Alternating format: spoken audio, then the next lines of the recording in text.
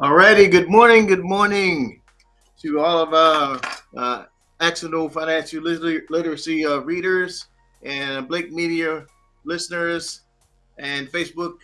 Welcome to this morning's broadcast, and I hope you're having a fabulous Saturday morning, preparing for tomorrow, which is a Super Bowl Sunday. Uh, some of our some of our teams made it, some of our teams didn't. So hey, it is what it is. It is what it is. Alrighty. Um, this morning I'm kind of still recovering. I had a little eye surgery on this eye over here, so I kind of wear the shades because I got some lights in my eyes right now. If I put them on, it's because the lights are getting to me, but I kind of keep my eye a little bit closed here a little bit more. But today, we're following up on our lesson that we talked about committing our resources. We had 10 points as the resources here we're talking about. So we're committing our resources and how to commit them to future uh, uh, endeavors. Committing our resources to make future endeavors greater for our legacy.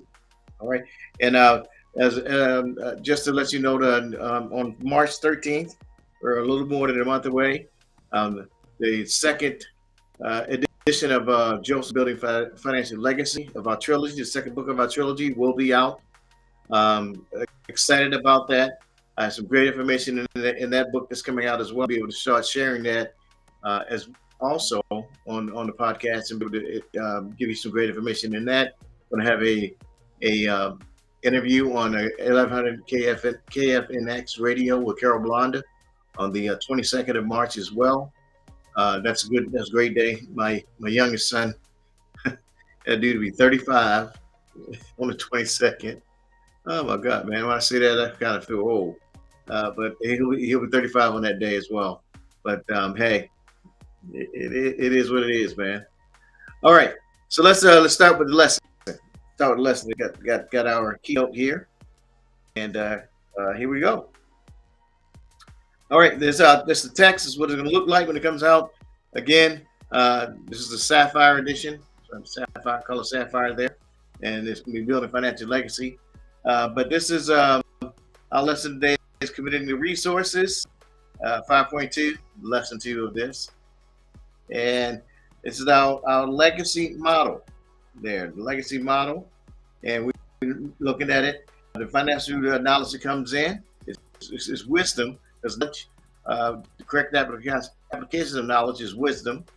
And then that wisdom they have, we have the 5 points that are inside the model there. We have the stewardship, money basic investing. And we're talking about investing. That's a little bit of it now, but it's taking those current resources and putting it away for future use. Then we have the borrowing and protecting. And now all those models, we're looking at those on a quarterly, monthly, or semi-annual basis. Make sure we're doing the correct things with those items.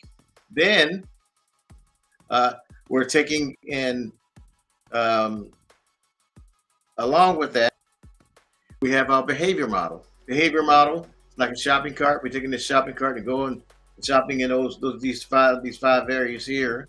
And what we're looking at there, we're making sure that our behaviors, we're looking at those behaviors, we're looking at how we're producing the right economic actions, and we're taking each stage and taking this model and each stage of the action model here. Are we producing the right economic actions? Are those actions in having the intended financial effect? Are the first two questions having the results? Is there anything results in there? Is there anything monetarily flawed in what we're doing? We think we're going to be a millionaire next month or next year. Things go well. The first three answers, are they producing? Do we have confidence in what we're producing? Do we have confidence? Is anything unrealistic in that? And those first three, first 3 4 answers, right? And then lastly, can we inspire others, produce the same effects that we've produced? Can what you're doing, can you have others be inspired to do exactly what you've done and have and they can create the same results that you have? Do you want them to produce the same results that you have right now, currently what you have? So recreating what you've learned, what you've done outside of where they've learned it. So where you at right now, can they reproduce what you not really reproduce, recreate what you've recreated and had the same results as you've had. So that's the process of making things actionable, being able to recreate it. Now let's move on. So informed and disciplined, that's what actionable learning is all about. And that's you're able to learn more than just as more than just learning financial concepts and terminology, is acquiring the skills behaviors that enable you to make informed decisions, informed financial decisions.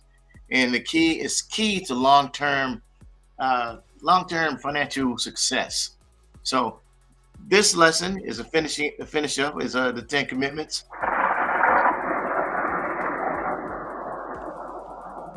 Okay. Okay, not 10 commandments, but 10 commitments of your resources. Thundering out there. Not 10 commitments, not commandments. 10 commitments of your resources.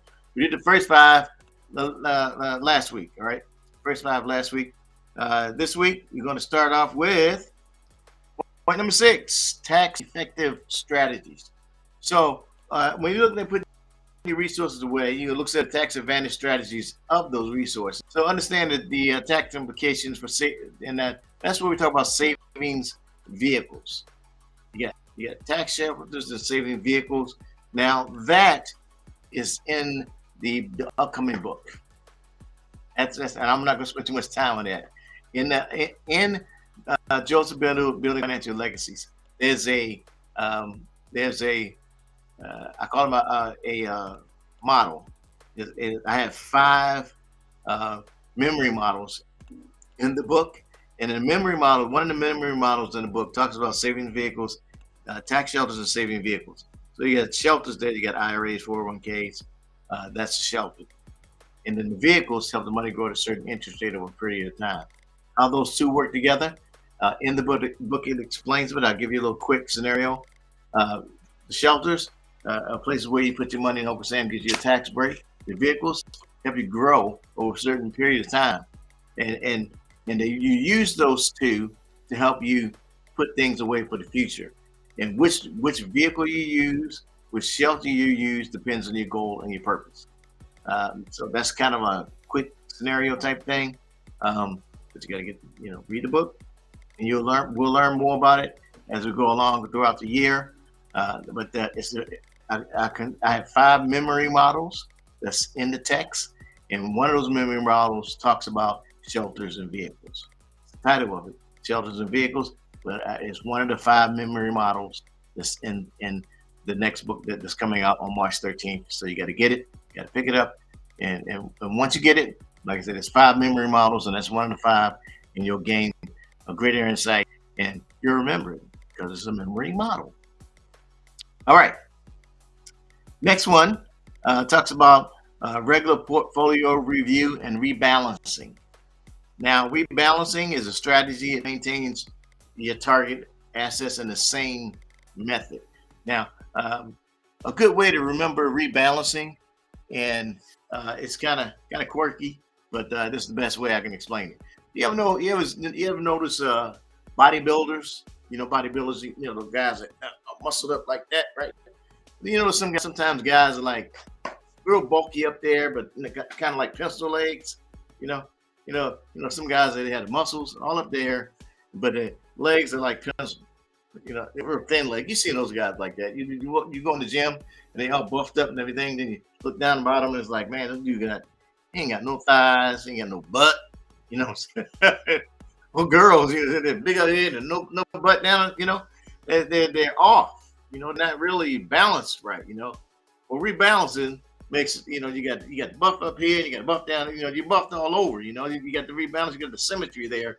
Yeah.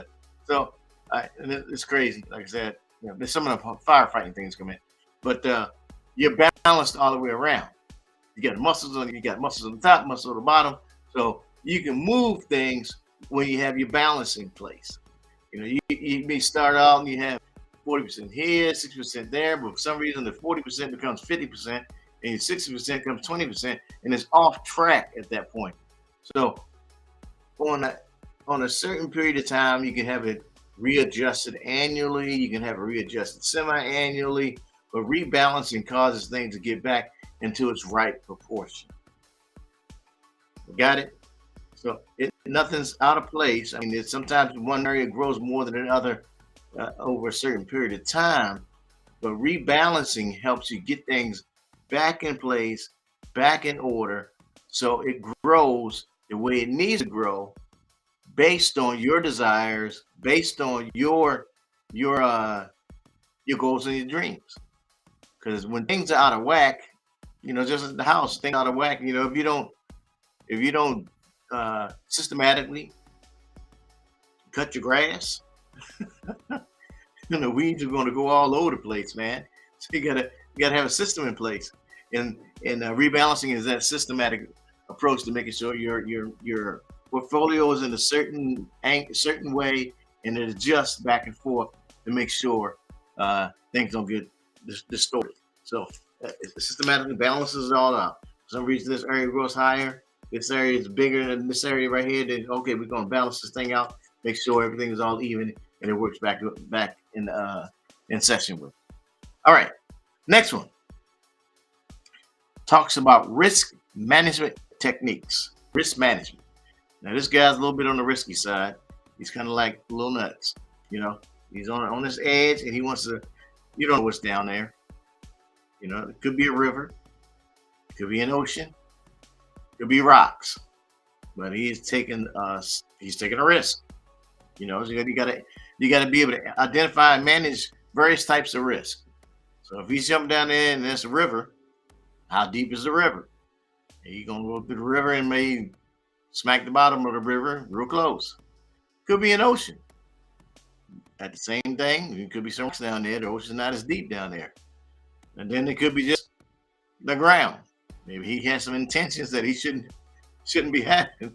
So, you got to look at the risk. And the same thing with different types of investments. You look at different type of investment risks that risks that are out there. You got to be understanding of those types. You got to have different type of ways of stopping your risk or mitigating your risk, and understand what's going to happen and not happen. And if you're not looking at it, not understanding, this guy, he needs to really be taking stock of what's going on with him, and understanding how to protect this risk. If you don't protect your risk, your legacy could be taken away from you. Your legacy could could end in one generation. And if you don't understand how to change or adjust and look at your risk, that's it. So, I mean, risk management is a big thing. So I wanted to expand or make sure this is a wider look at it. So I created this risk management strategies, different ways to look at it. So you got to be able to identify your risk. So you got to catalog potential risks through brainstorming, look at past data, look at market analysts. And so you look at that guy, okay? So his potential risk is that he don't know what's at the bottom. You don't know he's at the top and he's looking down. He's way up there. He's way up there. Sometimes you get so far up there that you're not paying attention to what's down here. So you're there, don't know what's down there, but you're all the way up there. You got to assess the risk. Okay, if I'm going to evaluate it here, what's the probability of me identifying what's down there? How do I know what's down there? I'm going to figure out what's down there. You may want to find out what's down there before you get all the way up here. And if you're all the way up here and you don't know what's down there, what happens when you decide to jump off the side, or you decide to fly? Do you have a parachute on? Anyway, maybe I don't know if that guy had a parachute, but maybe he's just doing the things on base jumper. Never know. You got to prioritize the risk. Well, if you're doing some base jumping, what is the wind like? Are there any winds? Is it going to rain? On the impact, the likelihood that if it's going to be effective. Does he have the right resources? I mean, does he have an arm pad, knee pad, something like that? Is there a bunch of trees down there you're going to jump into? You don't want to jump into the Joshua Forest. My goodness, if you're on the West Coast, the Joshua Forest is. That does not look good at all. You got to have a mitigating plan to it. Okay, if you jump down here, who else knows you're going this doing this skydive thing, and have the ambulance that far from you in case you don't, land properly, or whatever it may be. You got to have those strategies out there and always develop an emergency plan if things don't go the way it should go or you want it to go. Have a backup plan. Always have a backup. Always have a backup. Well, you can transfer the risk. Transfer the risk. That's definition, pretty much the definition of insurance. You transfer the risk from you to someone else. So transfer your risk. How are you going to transfer risk? How are you going to shore it up a little bit? And because if you don't reach your goal for one reason or another, you got to have some way to back your risk up. Some way to make sure the risk is um, shored up in case you don't reach the end.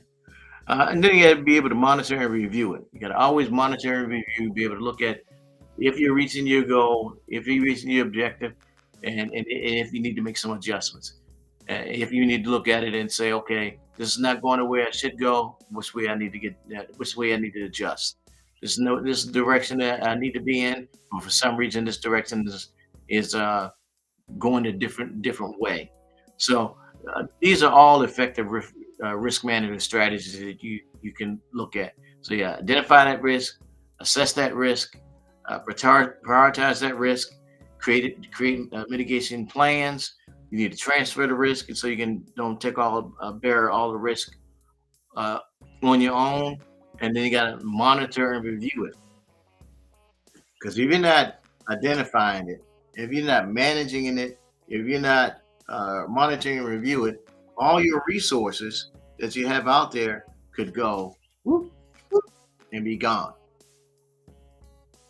So and you take a picture of this so you can have it and just you got to minimize the threat and by applying one of the strategies or applying some of the strategies to make sure that you're not putting all uh, putting it all out there and then risking and losing what you set aside for the long haul and then losing it all in one big swoop.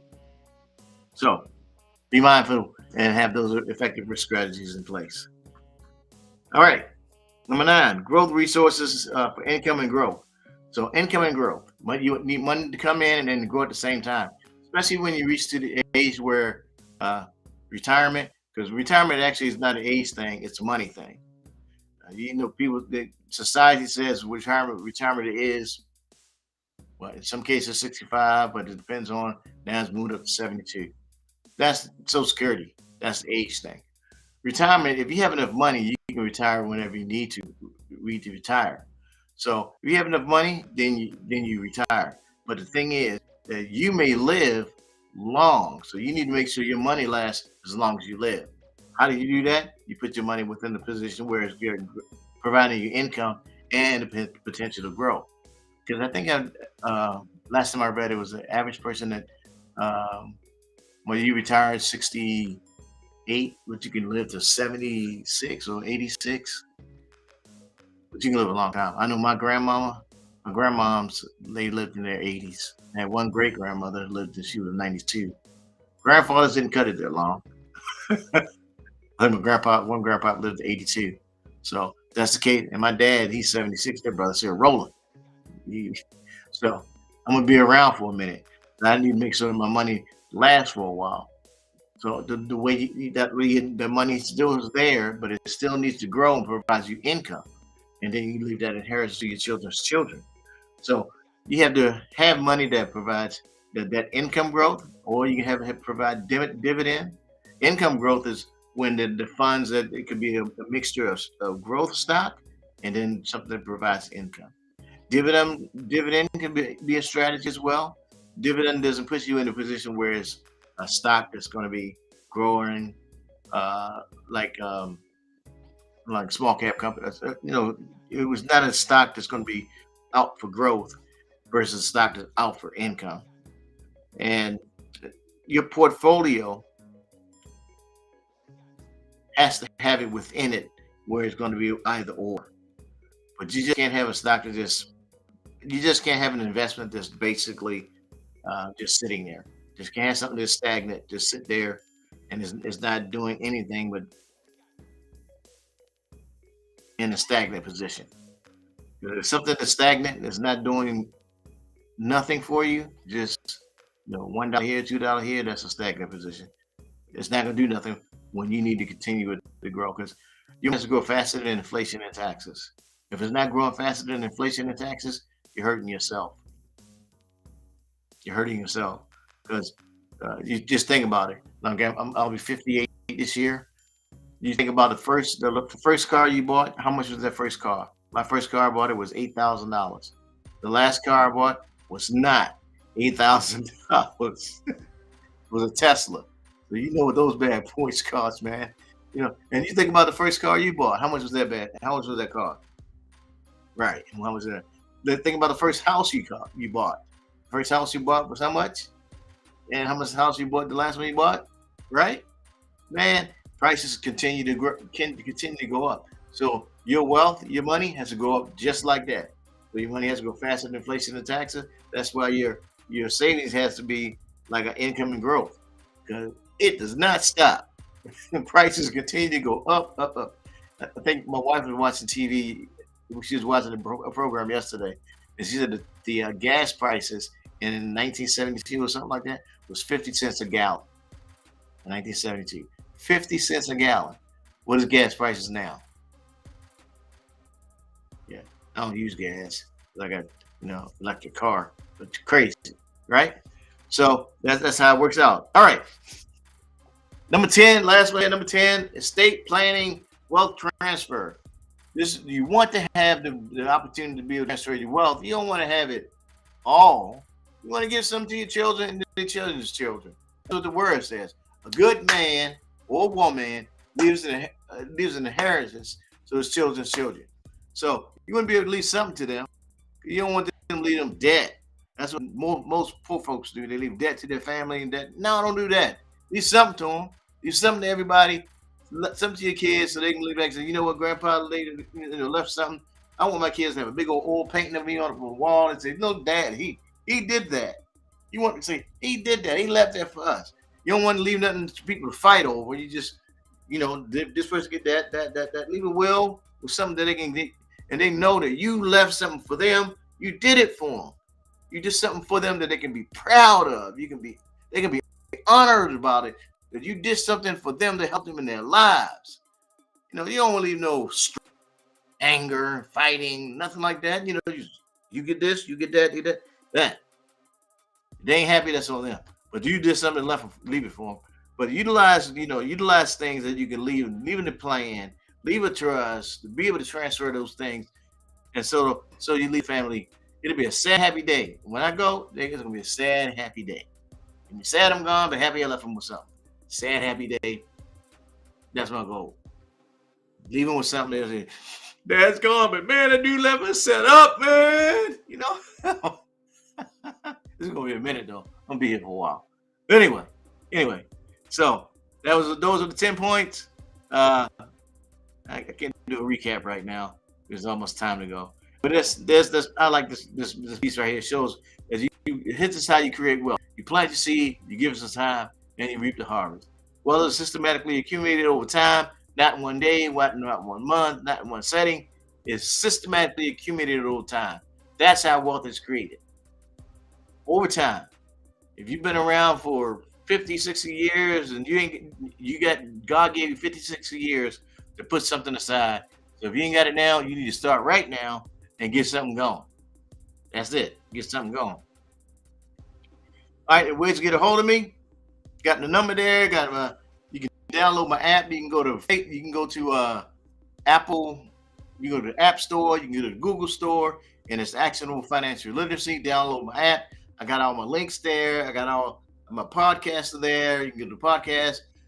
Those 5 memory models are on the inside of my app as well. You can learn. So you can download the app. App is free. You can download the app. It's free. Get information there. Well, my motto there: money speaks only one language. If you save me today, I'll save you tomorrow. That's money right there. Save me today, I'll save you tomorrow. That's the text right there. March 13th is when it's gonna drop out, and that's the Sapphire edition. So you got the Gold edition, you got a Sapphire edition, then the third one. Uh, uh, you got to wait for that to come out. That'll come out.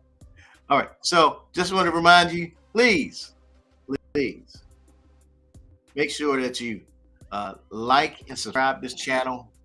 Helps me keep going. Things help the word get out for this podcast, and understanding that I'm here to share information, knowledge, and wisdom with you. And for all of you that are out there, we'll be here again next week, being able to sharing more information about actionable financial literacy and sharing wealth.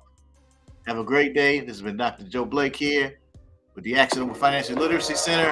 Have a wonderful day.